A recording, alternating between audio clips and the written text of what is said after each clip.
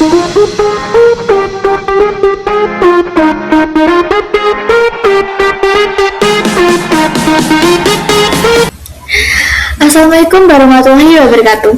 Hai rekan-rekan semuanya, perkenalkan nama saya Olivia Eka Putri dengan NIM 860461711, Program Studi Pendidikan Guru Sekolah Dasar Semester 2, tahun ajaran 2026-2027.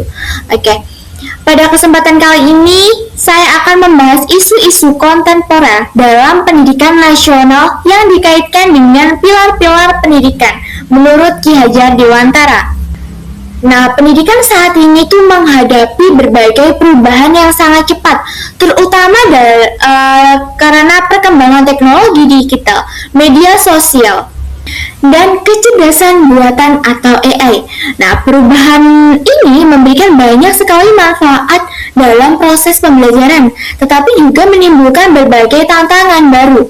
Oleh karena itu, pemikiran Ki Hajar Dewantara tetap relevan sebagai landasan dalam membangun pendidikan yang tidak hanya berorientasi pada penguasaan ilmu, pengetahuan, tetapi juga pada pembentukan karakter dan kepribadian peserta didik. Nah, makna pilar dalam konteks pendidikan, ya kan? Pilar adalah sebagai dasar atau tiang penyangga yang memperkuat seluruh sistem pendidikan. Sebagai sebuah bangunan memerlukan tiang yang kokoh agar tidak roboh.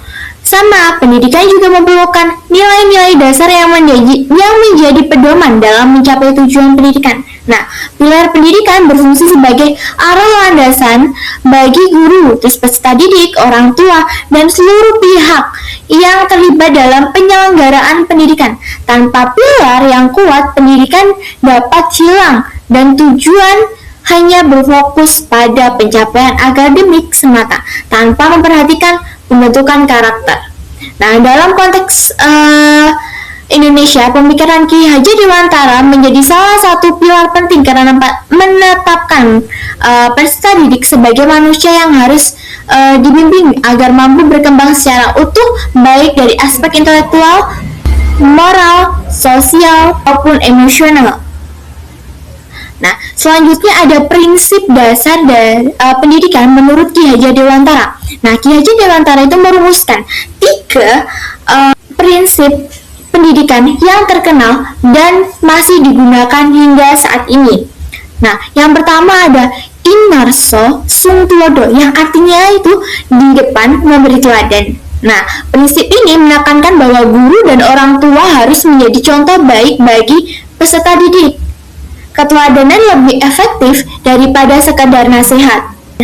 Contoh nyata yang dapat dilihat ketika guru mengajarkan kedisiplinan. Jika guru selalu datang tepat waktu, berpakaian rapi, dan menghargai waktu peserta didik, maka siswa akan lebih mudah meniru perilaku tersebut. Sebaliknya, jika guru sering terlambat, maka pesan tentang disiplin menjadi kurang bermakna. Dalam era digital, guru juga harus menjadi teladan dalam menggunakan teknologi secara bijak, misalnya dengan menghargai hak cipta, tidak menyebarkan informasi palsu, dan menggunakan media sosial secara positif.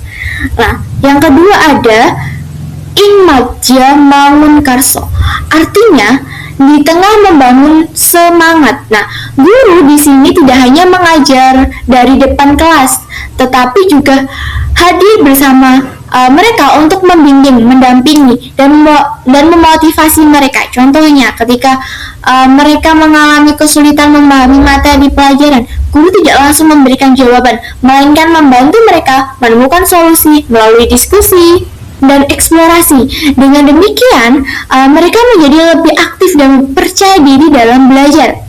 Nah, prinsip ini juga terlihat ketika guru memberikan motivasi kepada siswanya yang mengalami penurunan semangat belajar akibat terlalu banyak menghabiskan waktu bermain game atau media sosial.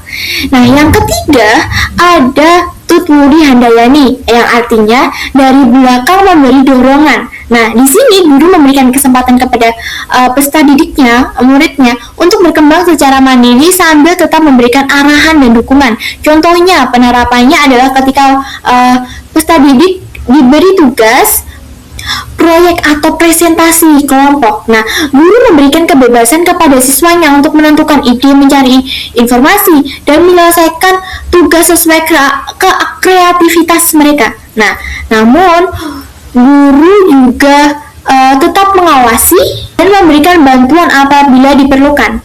Nah, prinsip ini mendorong lahirnya peserta didik yang mandiri, kreatif, dan bertanggung jawab terhadap proses belajar sendiri. Nah, revolusi dan tantangan pada era digital. Nah, prinsip pendidikan Ki Hajar Dewantara itu masih sangat relevan dalam menghadapi berbagai isu pendidikan saat ini.